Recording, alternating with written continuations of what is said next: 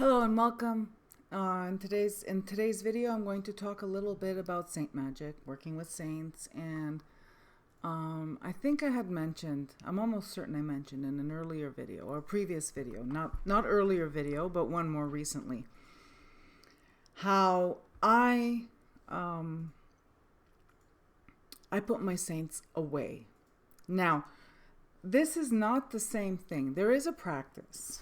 And it's a practice that dates back, to my parents' generation, or even more so my grandparents' generation. But it was also brought to North America by Italian immigrants of saint punishing. So I'm going to talk a little bit about what saint punishing is. I probably mentioned it earlier on in my channel, in a video probably on my channel, but doesn't matter. We're going to revisit saint punishing and working with saints, and I put them. I don't punish them, but I do put them away in between workings. Why I do that, and so on and so forth. First, I'm going to describe a little bit what saint punishing is, without going into too much detail. Now, I've heard over the years, in the magical circles and stuff like that, I think I heard there's this description I heard that I gotta tell you rubbed me the wrong way, and it's that I overheard a conversation or some. It was related to me. I can't even remember where I heard it or how I came to hear of this.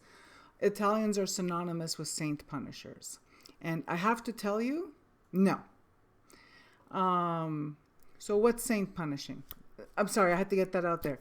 Italians are not synonymous with saint punishers. Not all Italians who practice folk magic are saint punishers. I thought that was extremely offensive. I had to bring it up. I still can't remember where I heard it, but I just want to say that's terribly offensive. Terribly. Anyway, so if you're out there and you're walking around, it's just as offensive as all Italians are mobsters. All Italians are saint punishers. Is just as offensive. Okay, I got that off my chest. All right. Saint punishing is a practice in folk magic that when working with a saint to obtain a certain result, so, the folk magic practitioner is petitioning their saint, and the saint doesn't deliver. Simply put, the saint doesn't deliver. They pour all their love and devotion. They pray to the saint to intercede on their behalf for whether it's a job or health or whatever. They don't obtain the result that they were expecting or that they were demanding, and they decide that the saint is full of shit, and so I'm going to punish this saint, and and the whole purpose of punishing the saint is to compel the saint to pay up so that they're in the good graces of the people who are devoted to them. I hope this makes sense. So typical saint punishing is taking your statue of Saint Anthony. You pray to Saint Anthony to help you find something you lost, a lost passport, something important. The passport is still missing. A whole bunch of problems, involved with that, or like as a result of that. And now you're like really pissed off at St. Anthony because what the fuck, man? Where's my passport? Saint punishing would look something like grabbing your statue of St. Anthony and sticking it in a drawer. Put him away. Because you are off your pedestal, you are off my home altar, and you are in a drawer now. To all kinds of other extremes where the statue is decapitated, where, there's all kinds of, however else you can imagine that you'd be able to, punish a saint. Some are a little more subtle, like, all right, this saint's not for me. You didn't pay up. I'm gonna go pray to another saint to intercede for me, and you're dead to me. So statue's gone, whatever, right? Also, there's some practitioners who are very adept at the relationship the saints have with each other, that someone who's wanting to punish one saint will petition a saint that they know don't really see eye to eye with the saint they're willing to punish. In other words, look at, it's that whole thing about, look at my new friend. My new friend is your enemy, kind of thing. Okay. Have I actually seen this practice? No. And I don't practice saint punishing at all. But it did come up that I put my saints away, and I thought I'd explain to you why I put my saints away. First of all, my altar, my sacred space, is elemental. It's all elemental. It's the four elements are represented, and that is my sacred space. There is occasionally a representation on there of the Dark Mother. However, I wish to have her represented, whether it's a Black Madonna, of like an image of a Black Madonna, or more recently, I made myself this luminary, I think it's called a luminary, right? With this image, which to me is Dark Mother, and on the opposite side, this image. This is not my artwork, people. Those of you that are tarot knowledgeable know that this is Corrado Roy, and it's from his Murder of Crows tarot. And I will put this on my altar. I will light a candle inside, and that will be representing Dark Mother energy. But for me, Dark Mother energy is something that is always present in my life, whereas saints are very specific. My relationship with the saints I work with is that they are consultants. I consult them, and a consultant takes a fee. So whether it's Saint Anthony likes it, like his consultant fee is to give to the poor. Saint Expeditus, his consultant fee is, a shot of brandy, some cake, whatever it is you have that's, that's a little indulgent. He loves cognac, people. I gave him a shot of Courvoisier. The dude, Saint Expeditus, paid up pretty quick. Results were beyond. But anyway, I digress. But I'm not one, if you were to come to see me, that has a whole lineup of saints on my altar. Now, in my kitchen, I have a little shelf where I have my family patrons there, and that would be like there's a Padre Pio from before he was canonized saint. I have a little statue of Padre, and like literally, people, I'm all about this size statue, not this size statue. And I'm not throwing shade. Whoa, before anybody freaks out, I'm not throwing shade on anyone who has the large statues on their altar. That is all personal taste. I prefer my icons to be small, on the smaller side, on the portable side, on the modest side. So I have a shelf in my kitchen where I have a vintage bust, probably made of papier-mâché or something, then painted, of the Virgin Mary. I have Padre Pio. I have Saint Michael Archangel, and I have Saint Joseph, and I think I even have Saint Francis. But that's not the same as my altar where I do work. That is because I'm Italian. I love to see my icons. I love having my saint icons around me, but that's not where I do my working. And those are not. It's different. They're up for. It's more. They're up there for protection and to honor them. However, when I actually do work with my saints, it is always, without fail, candle magic. Always. It is the magic that I gravitate to more. Now, I don't make isaketuche, isanduche, isaketuche kisanda dentro, like we say in where I come from. So I don't make the saketuch. Not like it's not something I do frequently. And saketuch is, for those of you who are watching, you have no idea what I'm talking about. Is very much like a mojo bag. That kind of a charm bag. Saketuch in my dialect is a little bag. A sanduch is what you put inside, which would be something representing the saint. A sanduch would be like the one that comes to me like right away is a clove of garlic for Saint Michael, because in Italian folk magic, it's garlic is synonymous with Saint Michael. It's a concept that I find really interesting. It's not that garlic does not symbolize Saint Michael. Garlic is Saint Michael. All right. So, moving forward. So, in my practice, I don't have, I don't have saints on my altar. I don't have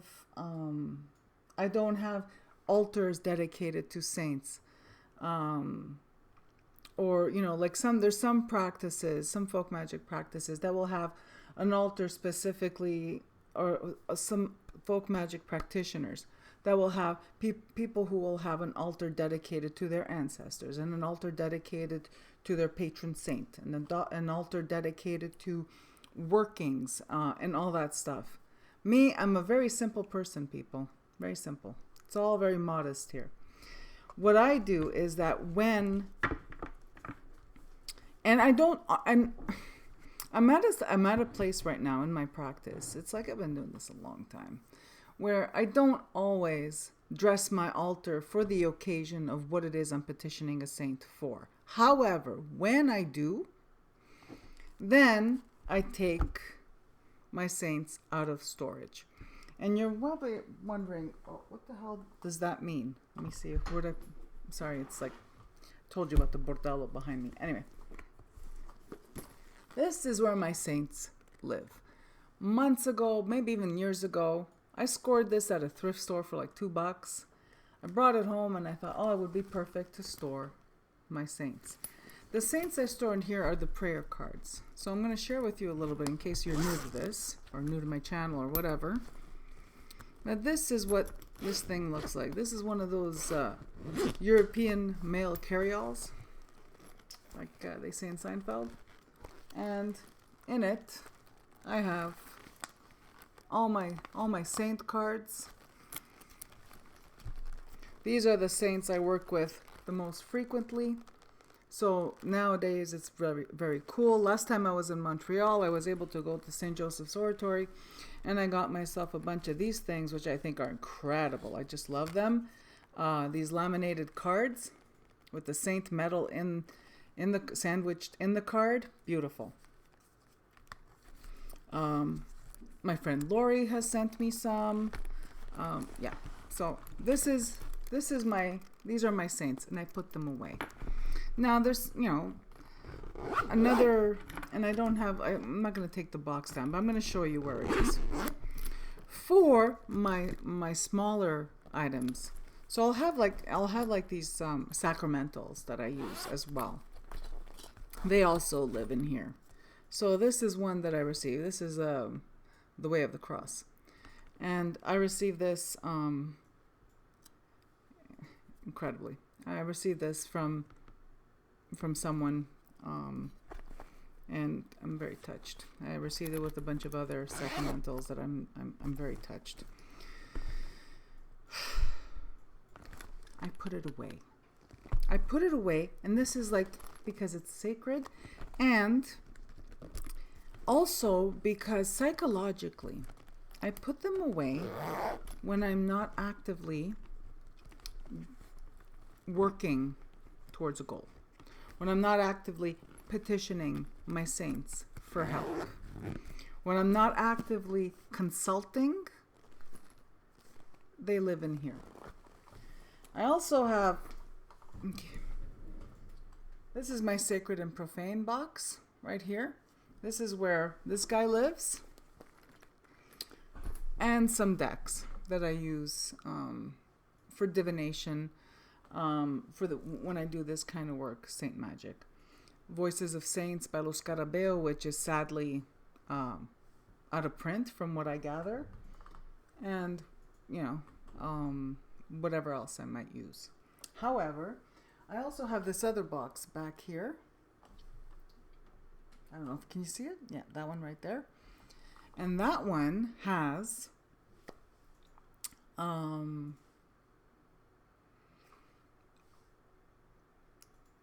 my books, my prayer books. It contains little statues of saints that I have petitioned in the past, that I maintain a relationship with, but I'm not currently asking them for something. I'm currently not consulting with them in the present tense. We're not working on a project together, is what I'm trying to say. So when we're not working on a project together, I put them away, and they live in there. All right. But I'm not punishing them. I put them away. It's like, I don't even, how can I best describe it? Is that they come in, when I take them out, they're here, and we're sitting we're sitting in the boardroom, and we're consulting and problem solving and planning, executing, implementing, evaluating. And then when the project is done, I thank them, and then I wrap them up and I put them to rest. Rest is a good word. They're not punished. They're resting. They're resting because could you imagine? I don't know. It's just me thinking. It's just what made sense to me that I can't imagine constantly working with them on the daily in that elaborate manner on my altar or whatever. However, and this is where it gets a little weird, and I know if you're watching this, you're thinking, yeah, Grace, I don't understand what you do. I'm trying to explain. Just because I put the little statues away and the little prayer cards away doesn't mean they are not in my life on the daily. But when I need to ask them for help, that's when the props come out. Every other time, I don't need to take out the props to thank them, to demonstrate gratitude for the help that they provide in my life and the help and assistance that they provide. They're always with me. My saints are always with me. My spirits are always with me. Which brings me to another thing. Because I did mention Voices of Saints by Los Carabeo. That is a card. It's a deck. I'm sorry. I'm going to show you something that is like out of print. But I recently saw it at a metaphysical shop in a city just about an hour away from here, from where I live. So, metaphysical shops might still have them. I just know that online I haven't seen them in a while. So there's it's not a tarot, but there's 78 saints in here. And I like this art style. I keep mine in order because, it's a filing system. But it also does work really well. This one works as an oracle if you get the correct booklet. Some people, I remember seeing videos on YouTube back in the day, that some people, the booklet had just regular tarot meanings in it by mistake or something like that. Instead of, this is an oracle. Do I use it as an oracle? Rarely. Just because it's not my thing. But I do like the art style. Here's St. Christopher. And I also like that there's a lot of what I call older saints, or what the current Catholic Church considers questionable. St. Christopher, St. Expeditus. There's question as to whether or not St. Expeditus was a real person or not. But the fact that I was able to get a St. Expeditus prayer card at St. Joseph's Oratory in Quebec, he's real. All right. What I use, what was I saying? Why did I even pull this out? Oh, what I use this for is, well, there's 78 images in here. Do I work with 78 different saints? No. I work with the saints I have developed a relationship with. I have a relationship with a handful of saints, maybe a half dozen saints. And occasionally I'll reach out to a consultant that I've never worked with before, but they are the right person for the job.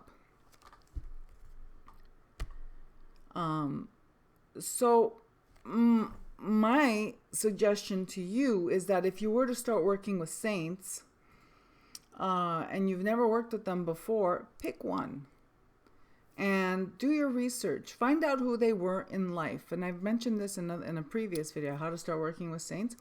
But find out who they were before they became the person that then became the saint. For example, Saint Anthony of Padua was someone before he became a monk. He was a rich man's son. And that's a very common theme too. But anyway, so why do we pray to Saint Anthony to help us find lost keys? Well, the story of this guy instead was more that he didn't start by helping us find our lost keys or a parking spot. The legend of Saint Anthony is that he helped first people, like the first thing he did was help someone find himself. So what I'm trying to say is that if you're looking to find yourself, Saint Anthony is like the best place to start. Absolutely. It's been watered down to, he helps me find my lost keys, my lost passport, my lost whatever, He's more than that, Saint Anthony. Saint Anthony is my family's patron, and he helps you find things that are tangible and intangible. He helps you find things that are mundane and arcane, things that are sacred and profane. So, and for me, my whole practice has to have that balance of mundane, arcane, sacred, and profane. All right. Now, I don't make isaketuch. I learned a new word a few years ago. Some people call it brevi. I don't know where that word comes from. I don't know the origin of that word. I only know that in my dialect we said isaketuch, isanduch, or isanduch or whatever. Isanduch were also the prayer cards with the saints on them. Sanduch literally is little saint. Anyway, my manner, or my, not manner, but my method of choice for working with saints is candle magic. I think it stems back to, I'm going to mention St. Joseph's Oratory again. St. Joseph's Oratory has a chapel. And at that chapel is literally a room full of candles. And people go to St. Joseph or St. Andre, and they light a candle, they say a prayer, and they petition the saint to intercede for them on their behalf. And that's the thing with saints. The difference between the primary difference with the energy of working with a saint versus an angel is that saints used to be human beings. They walk this earth. They understand. They lived the human condition. They can appreciate the human condition. They understand us best because they were human. And that's why it's very easy to connect to saints if that's what you want to do. Some of the ways I work with saints for candle magic. Well, of course, if you live in a city that has botanicas and stuff like that, well, if you're Italian, if you're practicing Italian folk magic, nothing prevents you from buying one of these. This is a Saint Barbara. I've had Saint Barbara for ages. I haven't burnt Saint Barbara yet. I keep this because I live where we have wildfires every summer, and in my family, Saint Barbara protected. Saint Barbara was a patron saint of my family from Campania, who lived near Vesuvius, and she protected against lightning strikes and all that stuff, but also Vesuvius erupting and all that. So I keep this candle, and I don't light it, but I do bring it out in the summer with another saint to protect us against wildfires. All right.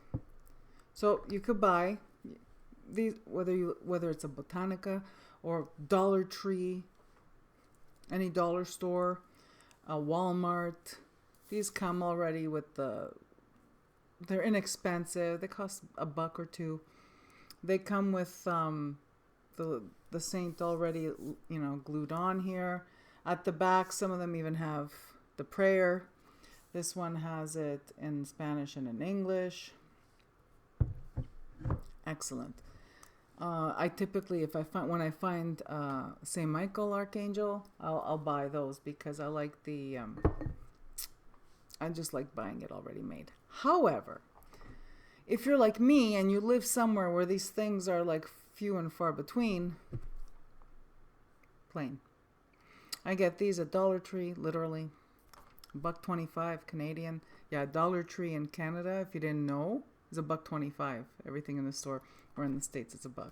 Anyway. And on one of these, I can just burn it the way it is. But if I'm feeling crafty,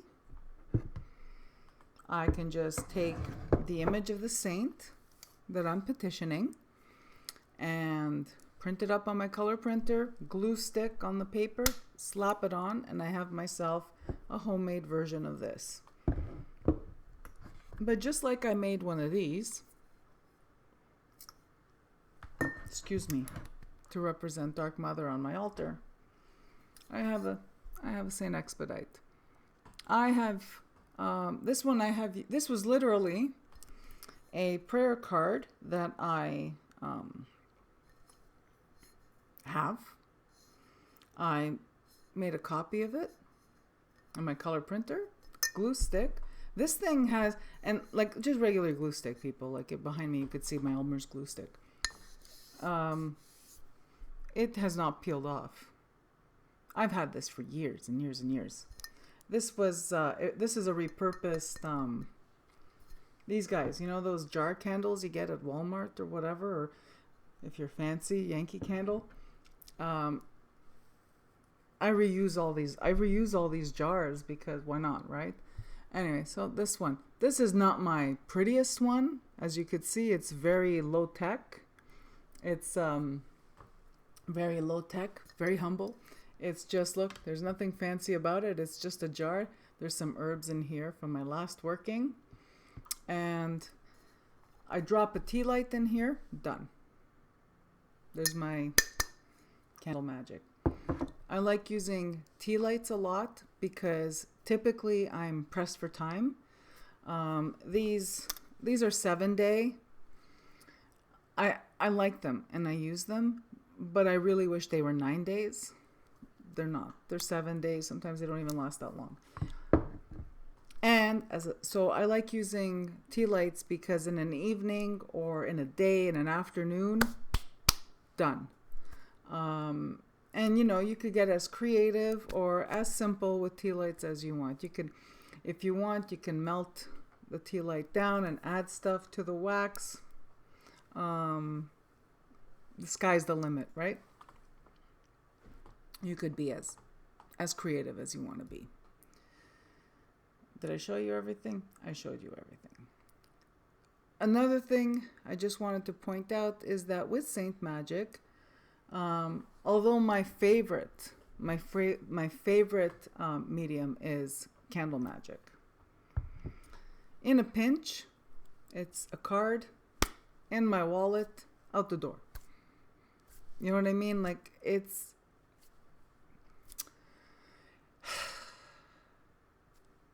your magic works if your intention is clear. Your magic works if you believe in your own magic. Magic also works if you believe in someone else's magic. So in a previous video, not too long ago, I mentioned that I don't buy I don't buy other people's magic. And again, not throwing shade, you know what I mean? If you're one of those people that likes to pick up your spell candles and whatever made by someone else who knows what they're doing, I feel you. I get that. But I know what I'm doing now.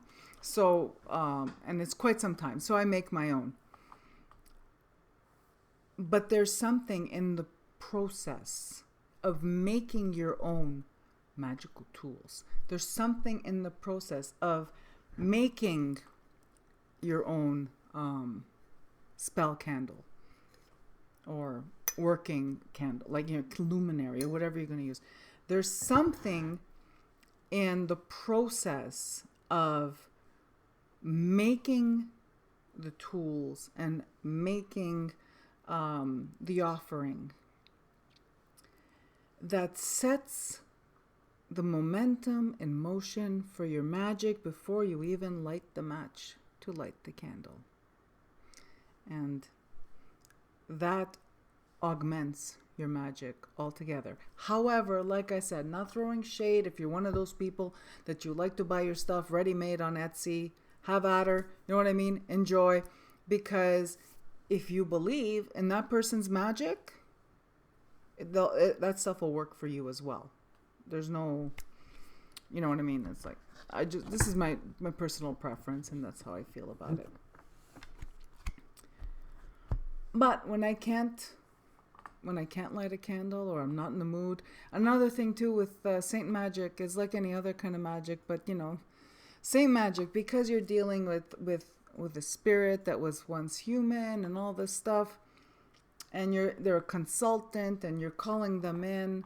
If you're calling them in and you're not willing to do the work, to do your end, you're half-hearted, you don't feel like setting up the altar for them and all this stuff, don't do it. Don't do anything half-assed, because you're going to get a half-assed result. It's better to be honest with yourself and the spirit you're working with. Yeah, you know what? I really need you to help me with this. And I don't feel like setting up an altar right now. And that literally, people, is praying. Just like any magical working is an outward expression of prayer. You could just pray to the spirits you typically work with. Prayer works.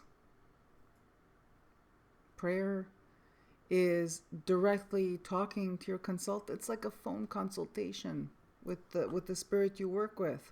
That's what prayer is. It's like, hey, I was hoping maybe you could intercede on my behalf on this situation. Now, for the scope of this video, I'm literally talking specifically about working with saints. This could be extrapolated to working with other types of spirits, 100%. If you are polytheistic or you're pagan, this could totally be extrapolated to your deities or deities.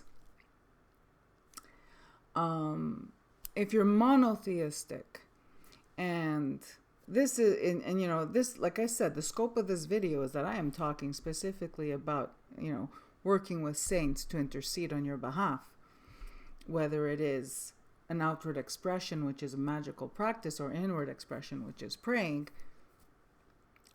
Both are effective.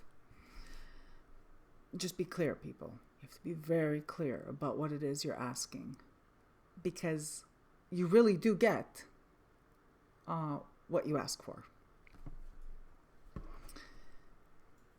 And they're not in the business of figuring out what you meant. So there's that there as well. So, and like I said, this can all be extrapolated to whatever other spirit, like all this information I gave you today could be extrapolated to whatever other spirits or deities you work with. Now, if you're if you happen to be, and this is only if you are someone who likes to